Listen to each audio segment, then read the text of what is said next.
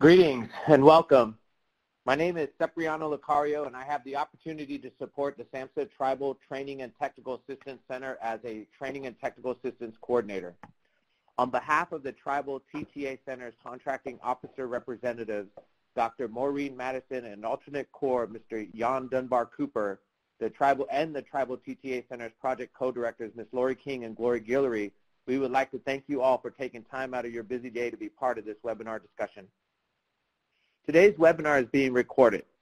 A replay of all audio and resource documents will be available at the Tribal TTA Center's website in the near future, and also with our collaborating partner, the Disaster Technical Assistance Center.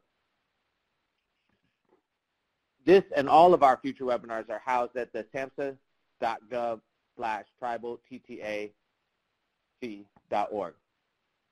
Before introducing our facilitators and all other guests, we want to go over a few housekeeping items. Please remember to mute your phones. You can mute your phones by pressing *6. We will provide the opportunity for questions and answers at the end of the webinar. During the presentation, you can send your questions for the speakers/panelists using the chat box or control panel to the right of your webinar window. The written questions will be queued and saved for the end of the webinar. If you prefer to ask your questions verbally, you're welcome to by raising your hand, and we will, and time permitting, will identify you by your first name and last initial and request to unmute your phone. There you will have the opportunity to ask your question or offer your comment, and our facilitators will begin to provide answers or resources to address your comment. Before we get started, I would like to thank Mr. Hunter Jania, who is Ojibwe, and opening us up in a good way. It is an honor and privilege to ask Mr. Jania to open the webinar in a good way, and thank you, Hunter.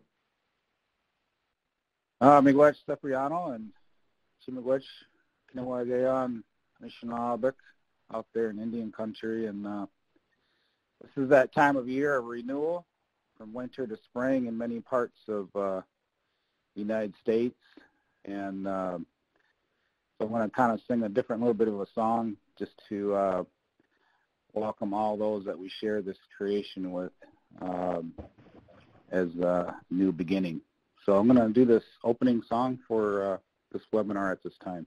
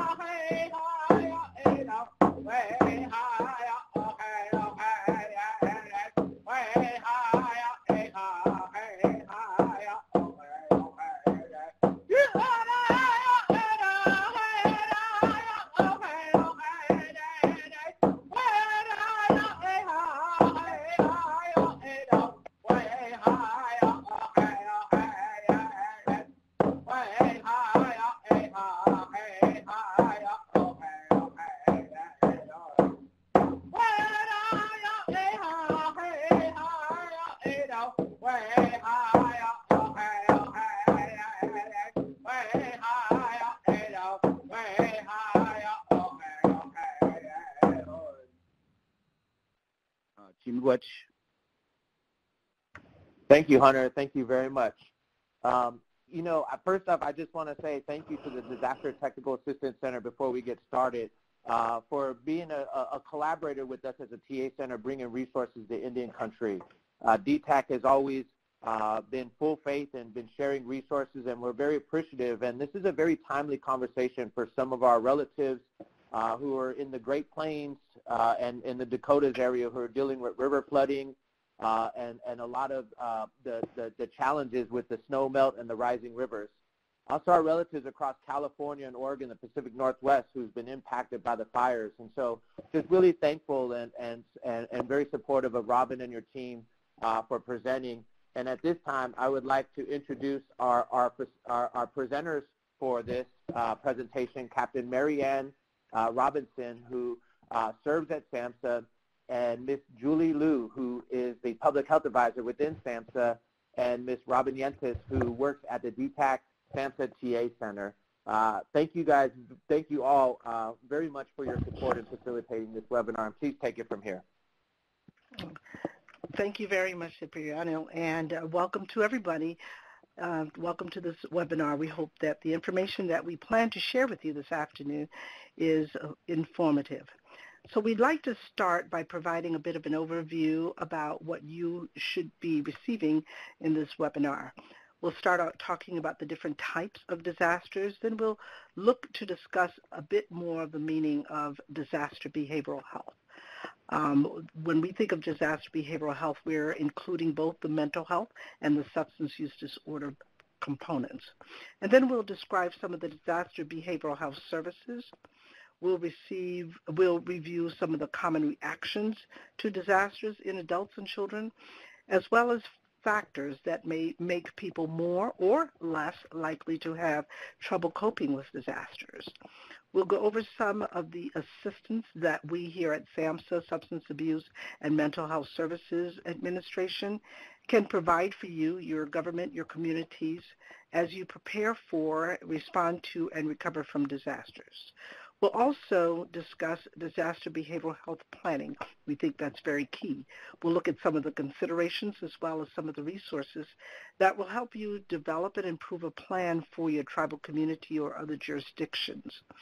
We'll review some of the SAMSA available resources, and then we'll conclude the session with a Q&A. What we know about disasters is that it really does affect people across the United States, yea, around the world. Within the last 5 years alone, major disasters have been declared for tribes and for tribal communities across the country, for disasters ranging anything from hurricanes to wildfires to floods. And we realize that this means that you may know firsthand about those effects that disasters can have on you, your family, and your communities. And we know that it takes more planning, more preparedness in order to be able to respond and recover from disasters. And we hope that this webinar will help to bring some of that messaging to you and help to build on some of the knowledge that you already have based on your experiences with disasters.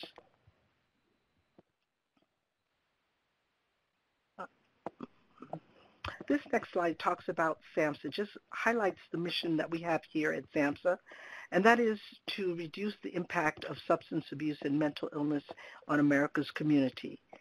SAMSA really does understand that disasters, both natural and human caused, are affecting communities across the country. SAMSA, through the work performed within our program here within the Centers for Mental Health Services and through our Disaster Technical Assistance Center, provide technical assistance, training, consultation that help disaster professionals plan for and respond effectively to mental health and substance abuse needs following a disaster. So in this slide, we'll talk a little bit about the types of disasters. We think about disaster, and we will speak about disasters very broadly in this presentation. And so when we use the word disasters, we're talking about those that are both human caused and those that are natural. Human caused disasters could be things such as technological events such as oil spills and nuclear accidents. Sometimes even public health emergencies would fit into that category. Water contamination or crises. Oftentimes disease outbreaks would fit into that category, and certainly mass violence and terrorist attacks. When we think about natural disasters, we're thinking more about the floods and the fires and the hurricanes and the earthquakes.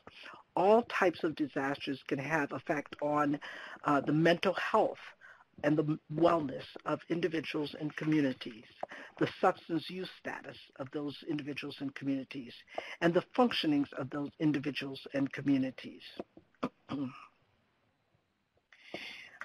The definition that we use for disaster behavioral health comes from the Office of the Assistant Secretary for Preparedness and Response, or ASPR. It is an HHS operating division. The term behavioral health typically refers to, as I mentioned before, both that mental health and the substance use disorder components. So we kind of include both when we're talking about disaster behavioral health. Disaster behavioral health includes changes that many people experience during and after a disaster, how they think, how they feel, how they are affected, and how they engage in the world around them and in their communities. Disaster behavioral health also encompasses factors that make it more or even less likely that people will experience challenging reactions after disasters. And so that's that risk and protective factors, and we'll talk a little bit more about that in a few minutes. Disaster behavioral health also relates to both the individual's and the community's experience, how both the individual and the community respond to and recover from disasters. Disaster behavioral health services include mental health, substance use, stress management services that are geared towards helping people and helping communities cope and gain resilience after disaster. When we think about disaster behavioral health services, we're thinking about a range of support. And so that would be anything and everything from the basic support that is provided or offered to education about common reactions to disasters and definitely coping mechanisms. We think that that's key. And then we don't want to forget a really intricate portion of what we do, and that is linking the individuals to resources about behavioral health. And so linking those individuals and community to services that are needed that they may not be aware of within their communities.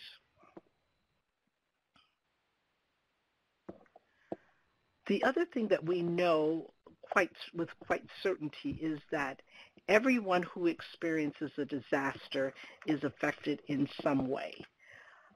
People who survive disasters often experience some type of common reactions, and we'll talk about some of those common reactions.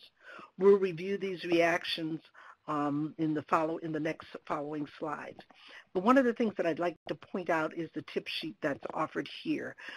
We offer this tip sheet of information about some of the common reactions and how you can gain a level of coping based on those reactions that you're experiencing. So these are some of the common reactions under various categories. So I'll just briefly touch on those. So under the physical category of reactions, these are reactions and stress that may involve survivors that they may experience from a somatic kind of perspective. So the aching, the sweating, the trouble sleeping. After a disaster, a survivor may experience one or more of these reactions. Then we go to the cognitive. After disaster, survivors may feel as though it really is harder to think through things, to solve problems, to go about everyday tasks without having trouble concentrating and remembering those tasks.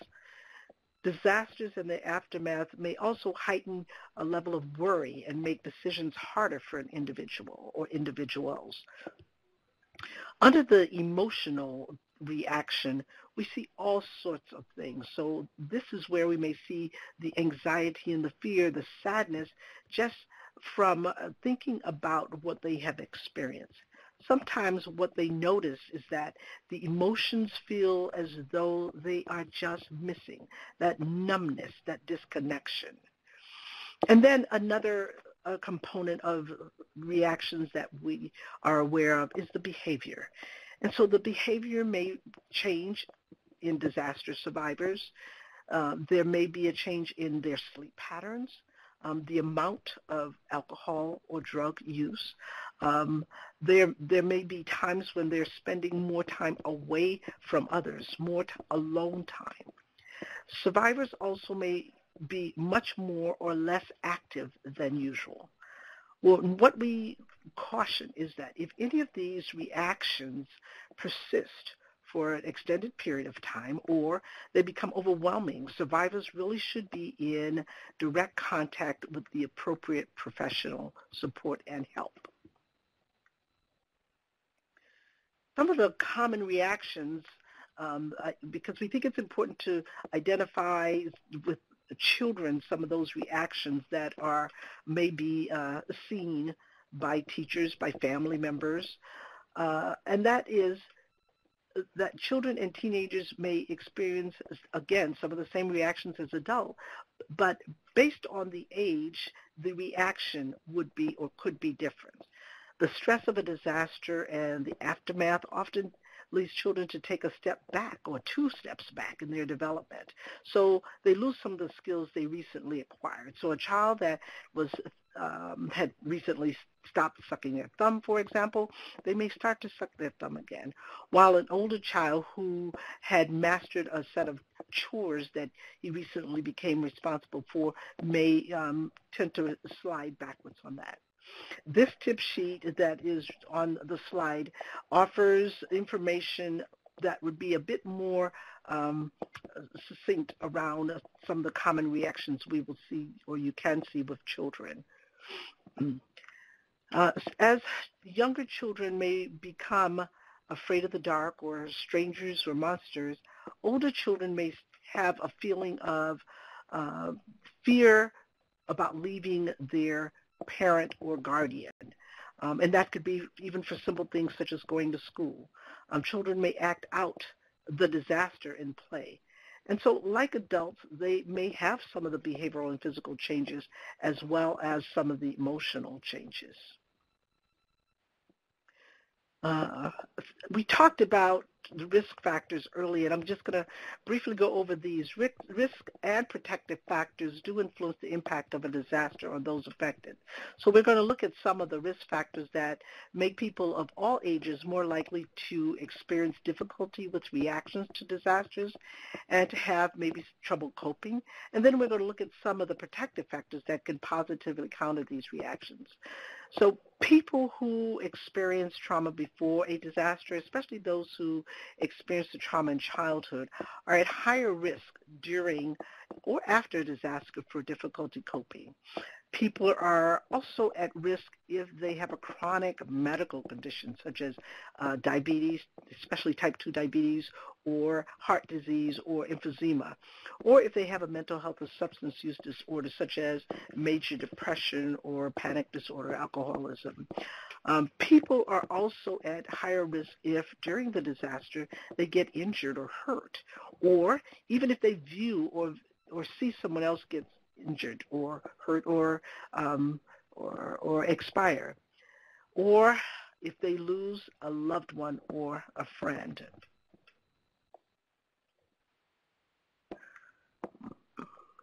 People are also at higher risk of future problems, for instance, like mental health problems, if the disaster causes a major life stressor, such as a forced change in location. They have to move from one location to another city, another state, another country. If they lose their personal property, such as a car or a home.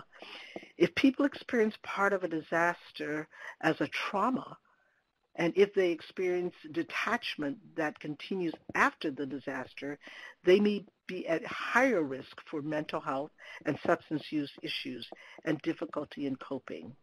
In addition, after a disaster, people may be at higher risk from a mental health or substance use standpoint if they are part of a group with less power in the society. So that could be individuals from a lower socioeconomic status, that could be individuals with fewer educational years, or even if the family or the community do not speak the predominant language of that area. So at SAMSA, we are continually learning from large numbers of Native American populations who continue to suffer from severe psychological, economical, social, and environmental and physical distress. We are learning that historical trauma is collective and multi-layered, rather than being solely centered on an individual, and that this differs from a typical Eurocentric perspective of illness and treatment. So we encourage professional counselors to adapt their evidence-based practices by applying tribal-specific strategies, community support, and approaches that work to incorporate validation of grief and loss associated with historical trauma. We feel that it's important for professional counselors to deepen their knowledge of this population and to avoid disparity of Native clients and to avoid facilitating the cycle of historical trauma to future generations. This is why we need your help. These protective factors apply to people of all ages. In general, these protective factors make it more likely that the people will be able to gain a level of resilience in coping during and even after disaster. And it really works to make less likely that people will have trouble coping. And so a few of the other protective factors that we'll identify very quickly are social connectedness and support. We understand and we know that there's an importance of cultural and spiritual leaders that they can guide the local restorative and long-term support when available. Tribal guidance is really necessary for us in understanding the needs and process for total community support. Another factor, protective factor, is access to resources before and after the disaster. People tend to have an easier time coping after a disaster if they have access to the resources that they need, especially before the disaster. And having an optimistic outlook, a solution versus a problem-focused outlook. In difficult situations, we know that people may focus on solving problems they face, or they may find themselves focusing and even reflecting on the problems themselves. However, we know that people who tend to focus on solutions tend to do better after a disaster. And a couple more of those protective factors that I just want to highlight are goal-setting orientation. And we know that it is important to understand that those who have a habit of setting goals and then pursuing to attain those goals, they tend to do better after disaster. And decisive action versus avoidance behavior, that is key for helping people resolve and get to a point where they're making decisive actions rather than detaching themselves from the problem. Good pre-disaster physical and mental health. These statuses are really important for becoming better or creating better post-disaster outcomes. And then becoming familiar with success in stressful time management. So people who have used the success in stress management techniques in the past have a really easier time coping after a disaster. I'm going to turn it over to Ms. Julie Liu now to talk a little bit about how our program works within these parameters. Thank you, Marianne. I appreciate your wonderful knowledge. I want to definitely share with you now that you have a general idea of the Disaster Behavioral Health Forum, what we are discussing, what kind of available. So one program that SAMSA has along with FEMA is a disaster program that we have that is entitled the Crisis Counseling Assistance and Training Program. We refer to it as the CCP. It's a federally funded program that is funded by FEMA and administered through SAMSA with the assistance of FEMA. We provide grants to states, territories, and federally recognized tribes following a disaster to help them address any sort of behavioral health and immediate needs of the community. In this program, we assist the community in developing a program where we hire individuals within the community to provide and assist with individual and group counseling, supportive and networking needs, educational information, assessments, and referrals for survivors in the disaster, and linking them to resources as they need to be linked. We have a number of programs and materials that we have printed and available to the communities immediately following a disaster.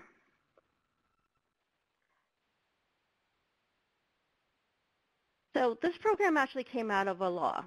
It was developed, the CCV was actually developed as an authority to implement disaster assistance. It came out of the Robert T. Stafford Disaster Relief Act, which we refer to as the Stafford Act, and other Code of Federal Regulations, as you see here.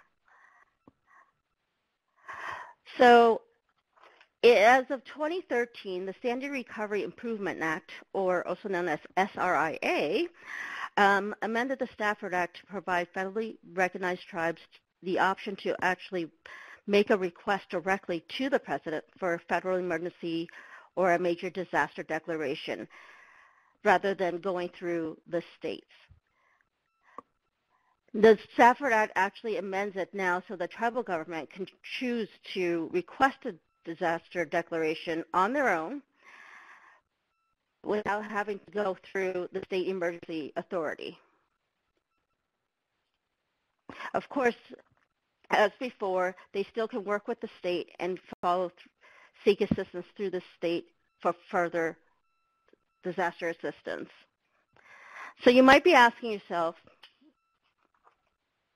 you know, how does this affect Indian country? Well, we know that Native American cultures across the U.S. have a wide variety and diversity of lifestyles, customs, art forms, and beliefs. The federally recognized tribes have a sovereign right to outline engagement and plan of action to support their tribal citizens on their own terms. So how does that impact you, you may ask? Well, the disaster can affect people very differently from different disaster to disaster. And it can affect the Indian country in several ways, including behavioral health and the recovery of the community. And because of the diverse lifestyles and customs of each of the tribes, we do encourage the communities to develop a disaster behavioral plan so that you have something in place immediately after disasters.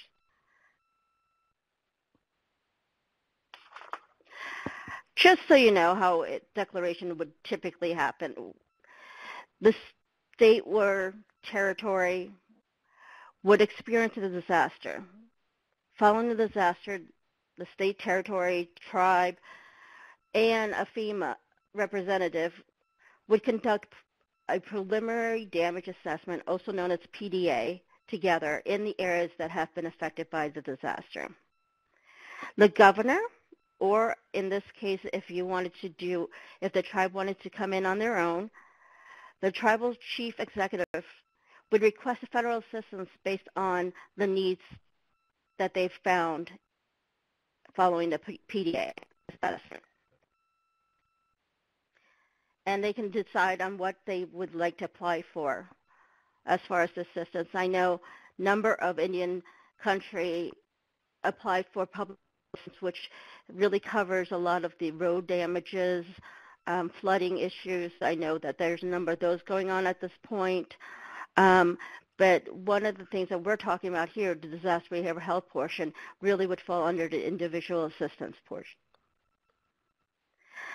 FEMA region that goes from there and writes up a recommendation to the president and FEMA headquarters, and the recommendation is up to the president for a decision to declare.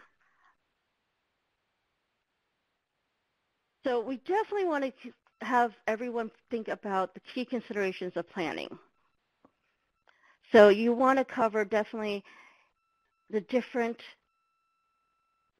things that your tribe might actually experience or any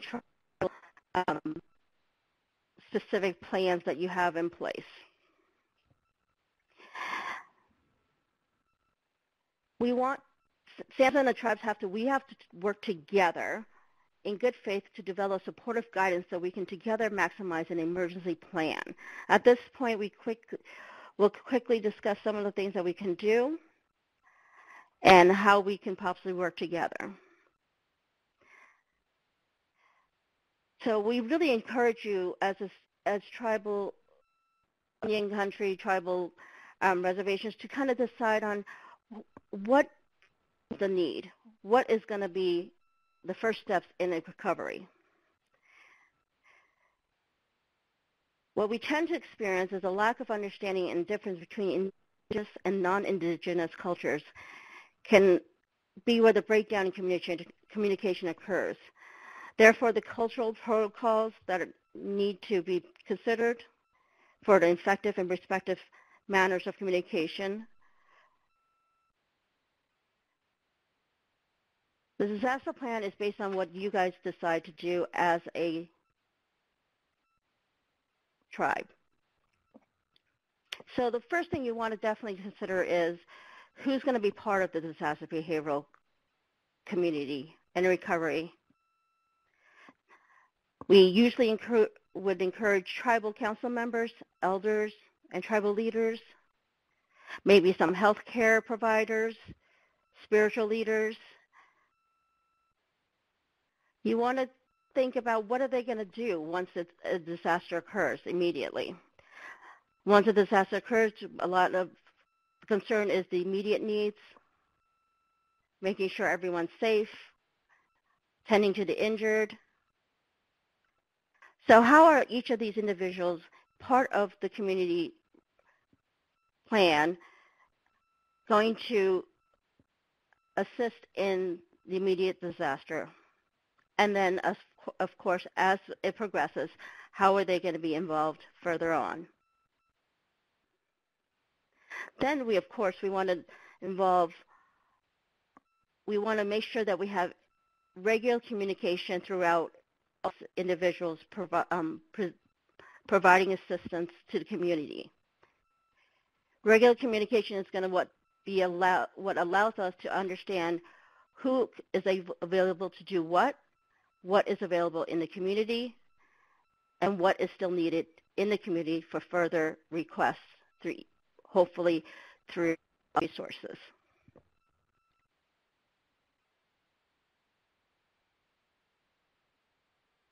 We also want you to definitely think about how you're going to refer survivors and how you're going to collaborate with other agencies or services. It could be within the reservation, it could be within the community surrounding the reservation, but we want to make sure that you have that discussion ready to go and understand what's available. Another thing we want to definitely check in on is how are you going to provide the survivors with information? When a disaster occurs, electricity could be out, so that leaves us no media, emails, texts, a number of things could be out. How are we going to get that information out to the public? Assistance, whether it be for immediate care, like as I said, or even for long-term care, cleaning up. How do we get rid of the debris? So you want to have these ideas in your head when you're actually planning some sort of disaster behavioral health protocol. And then, of course, we definitely wanted to make sure that how you're going to this continuity of care, especially those who are under medication assistance, particularly for opioid use, psychiatric medication, day-to-day functioning. One of the biggest issues that those individuals might suffer is if they have medical machinery that require electricity and there's no electricity available. We want to be able to know who in our community may need these these special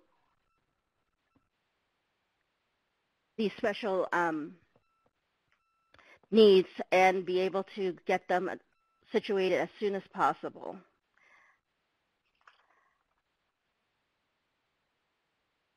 That being said, I'm going to turn it over to our wonderful Tribal TA Center and have them kind of share what their availability is. Yes, thank you very much for the information and the resources. As many of you know, the SAMSA Tribal Training and Technical Assistance Center offers a tremendous amount of training and technical assistance around the field of prevention.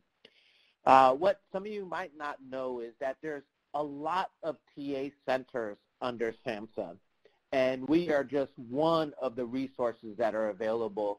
And what we're learning is the importance of tribes really looking at how to engage in training and technical assistance that is collaborative and builds off one another.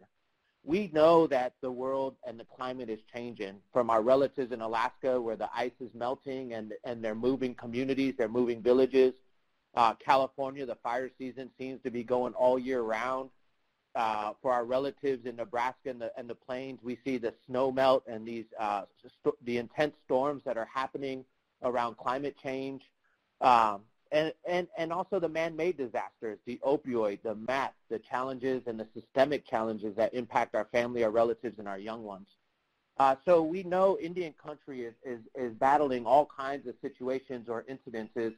And I think once we catch our breath and we kind of ask ourselves what's next, the Training and Technical Assistance Resource Center that we provide is really focused on the field of prevention, wellness, and primarily thinking about healing. We know that, how do you begin to strategically plan when you're in the midst of the impact of the trauma? And so really looking at healing is primary before we get to strategic planning. So really looking at the opportunity, how can we collaborate with the Disaster Technical Assistance Center to support emergency response planning. We provide training and technical assistance our very best we can as a National TA Center through the cultural framework. We really lean on the guidance from the tribes we work with, from the tribal programs we work with the tribal nations that we work with, to make sure that we're offering the training that's appropriate for each and every tribe that is available. And that's no small feat, because we know we have 573 different perspectives or worldviews across Indian country and hundreds of state-recognized tribes or other tribal worldviews that we have to acknowledge in providing this TA and support. As far as the categories that you see, broad, focus, and intensive TA, broad is the opportunity we could serve anybody serving American Indian Alaska Native people. You do not have to be a SAMSA grantee to receive services through the Tribal TTA Center. Our focus category is for the tribes who are receiving training resources through SAMSA, funding through SAMSA, whether it's Native Connections, Circle of Care, Systems of Care, any one of the multiple funding streams that are coming out of SAMSA, that we can connect and we can provide training and technical assistance through that. And if you're receiving SAMSA funding, it would be considered a focused TA effort. And with SAMSA's guidance, we have the opportunity of providing more of an intensive TA with tribes or tribal programs or organizations that have been identified by SAMSA, and having more of a long-term relationship in order to assist or provide compounding training and technical assistance efforts. But most importantly is working with the tribe and understanding what is culturally appropriate, and how do we begin to engage the conversation, and how do we have solution-focused conversations. You can find a lot of our material on our website. As you can see here on the slide, our website, and on the website we have other pre-recorded efforts, other topics that we provide training and technical assistance to. If you have any identified training and technical assistance requests immediately, we made our TA request as easy as possible. If you see this link here, TA request, all we're asking for is your name, your email, and a brief description of the request. When you hit send, that request goes to SAMSA and our team, and we'll reach out to request dates and times that you all are available for a conference call. On the conference call, we'll pull the request forward together, We'll pull it in a process and submit that TA tracker for approval to SAMSA. When it gets approved, we will reach back out to the tribe and begin to coordinate efforts to meet the TA request, whether it's virtual, whether it's on site, and really try to do our very best to meet the needs or at least be resource rich to start the conversation down. Strategic planning is no small feat. We know the importance that everybody in our community, everybody in the tribe, everybody in the tribal nation can be part of the solution. How do we create seats at the table? How do we engage the community to be solution focused? And how do we support healing before we get to the strategic planning? Those are the questions that we'd be asking the tribe. Obviously, we have lessons learned from doing this work, but every TA request is unique and important for our team, and so we're very passionate and committed to supporting those efforts. And with that, I would like to pass it to our colleagues at DTAC for some information in regards to their TA Center. Thank you. Hey, Cipriano. Oh, excuse me.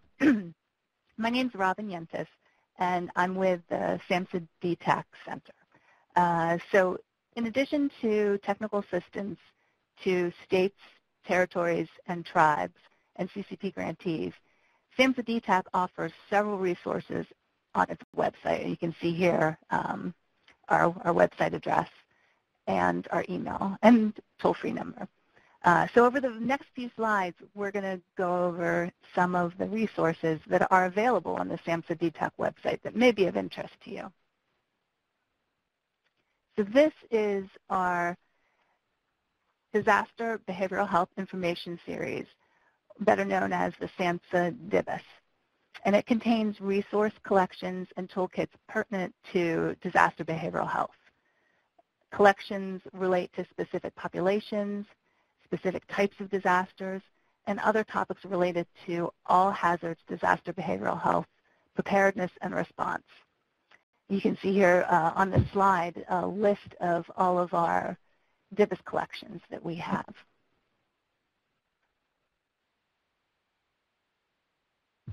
The Disaster Response Template Toolkit features information, guidance, and templates to help with program management, as well as development of materials and communications about your disaster behavioral health program and principles of disaster behavioral health in general, such as common reactions and coping strategies. Templates and suggestions are provided for print materials that your program can customize and disseminate, as well as messaging through traditional and social media. You can contact SAMSA DTAC to get specific items from the toolkit.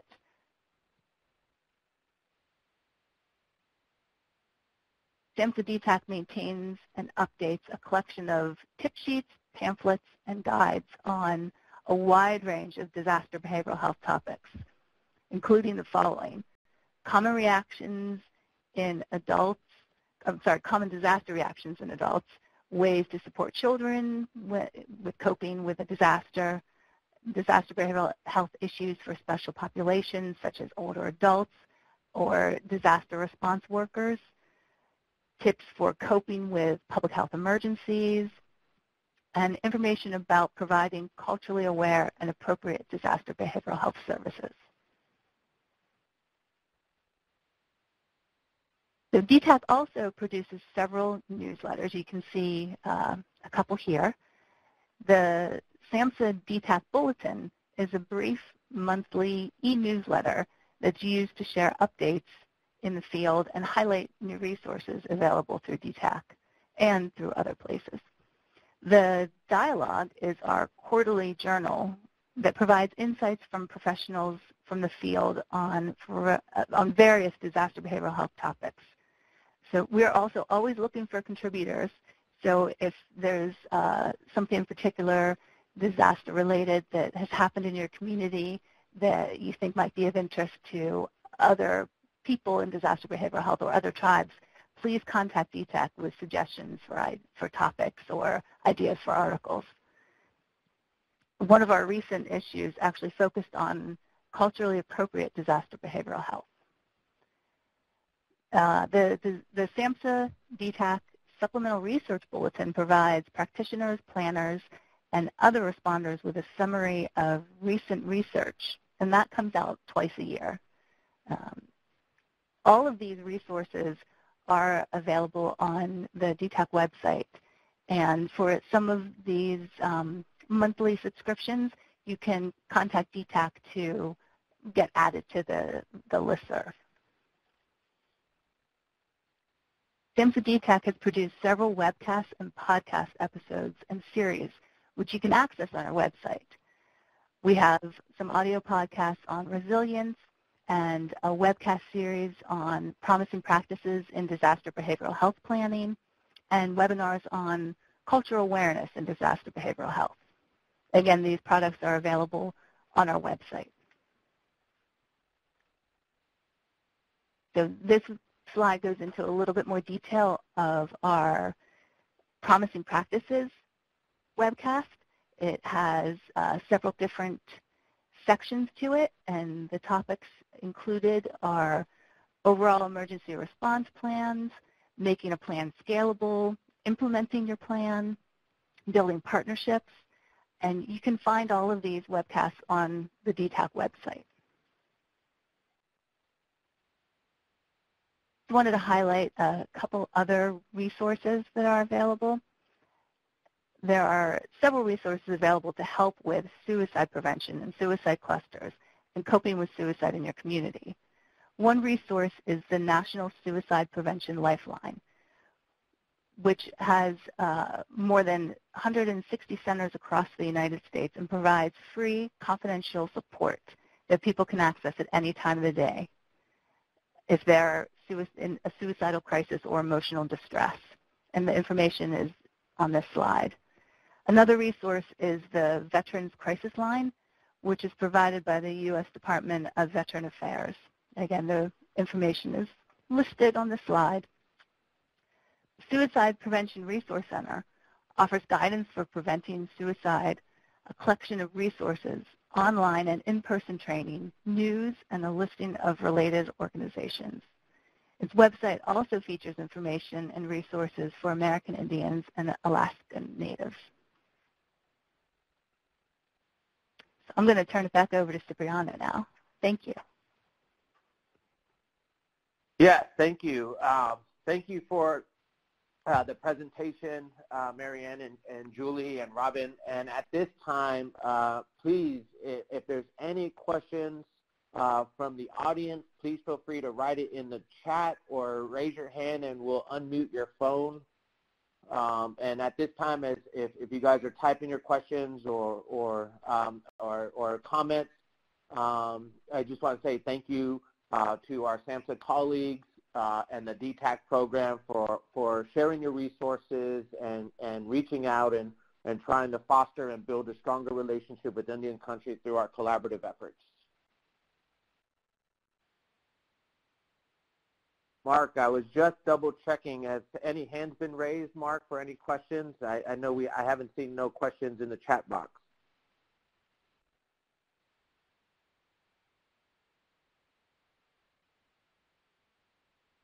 Okay. Well, Indian country, I don't see any questions right off the back. I don't see anybody type in. I just want to say thank you to everybody for taking time out of your day to listen to this presentation. Please reach out. You have our emails.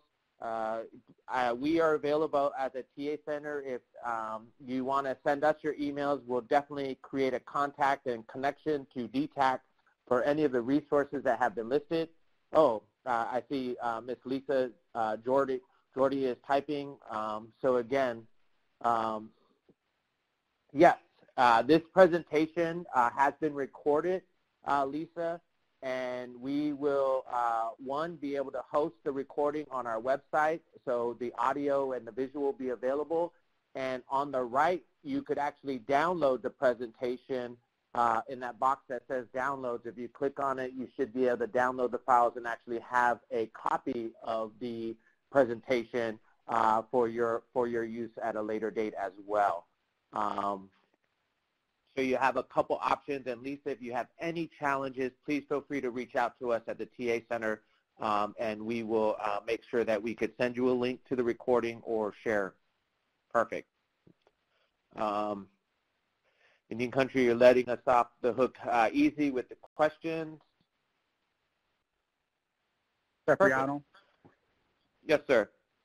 Yeah, I just want to say thank you to Marianne and the presenters for acknowledging historical trauma and the cultural genocide that did and has happened in this country, and the impact, behavioral health-wise, in our tribal communities. I think the awareness is very much unknown pretty much in this country, so the more awareness that we can create and the acknowledgement by the government allows us to kind of reduce the number of hoops and challenges to access appropriate resources for our tribal communities. So I just want to say thank you to the presenters for acknowledging this history that we don't often do. So thank you. Miigwech. Thank you, Hunter, for that good feedback. And yes, thank you to Julie, Marianne, and Robin for really trying to include that different worldview that we don't always hear on national conversations about historical trauma or intergenerational patterns that have evolved from those traumatic experiences. So thank you again. I would say thank you to everybody again. I don't see no further questions. The presentation is there for download. Please reach out for any questions. And at this time, I just want to say thank you to Marianne and Julie for your support. Thank you for reaching out and always being full faith partners with the Tribal DTA Center. And we look forward to continuing and supporting DTAC's efforts and sharing your resources the best we can. At this time, I just want to say thank you to Indian Country for your tuning in today. And please send us any questions that you have in regards to the topic or the presentation. That's what we do, is we get supported to serve you guys. So thank you very much again, and you guys all have a good rest of the day. Thank you, Mark.